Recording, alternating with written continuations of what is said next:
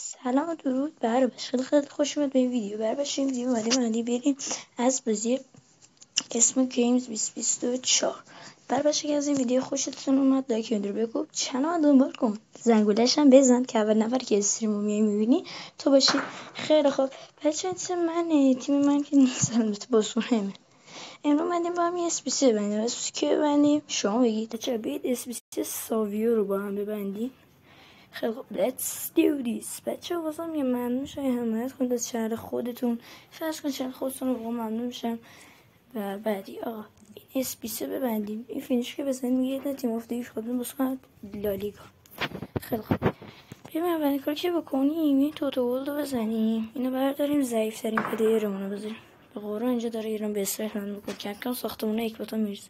خب میام تو لالیگا چه 3 تا مروزار. خیلی خوب ریتینگ تیم حالا بعد بریم چک کنیم.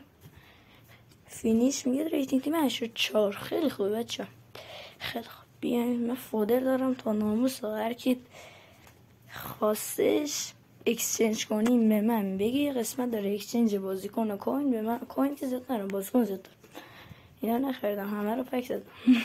هر کی خواستش بگه، من تو کامنت ها بنویسه بیاد با هم بازیکنایی که مثلا تا 90 یا 88 اینا هستن با هم اکسچنج کنیم. نه داشت پویل نه زیادی هم هست بازی کنه برای بچه که ما داریم میدیم برای همچین چیزی که ما پاردوس رو برداریم.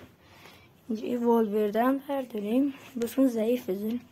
این 84 میذارم که ریتینگ تیمش 79.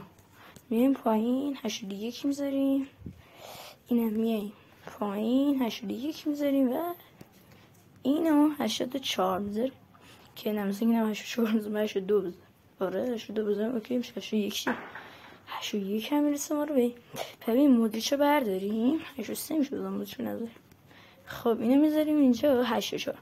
بچه میتونید ریتینگ تیمه بازیکن ریتینگ یا اوورال بازیکن رو بکنید. خاطر این بازیکن فقط اوورالش نکنید. ریفرش بزنید و اکسچنج رو بزنید یس رو بزنید و ما تموم شد. این استیسه خیلی راحت و ایزی بیزی بس برزیل آرام و بازیکن که بهتون گفتم ساویو. اما ما رو استاتس خوبی داره. خب تو تیم من نمیاد، اومده بودم آموزش بستن اسپیسی چه بهتون یاد بدم. اگه این ویدیو خوشتون اومد لایک میدید بکنید، بریم قیمتش رو ببینیم یه دقیقه بعد این حرفای مزخرف.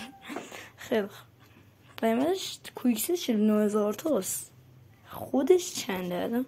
حاجی 900 کیه یا ابوالفضل اسپیسی بچه میبنده گرونتر در میاد تا میخرید. خیلی خوب بچه اگه این ویدیو خوشتون اومد لایک و بکن، زنگ چنل فعال کن تا اسپیسی بعدی. فعلا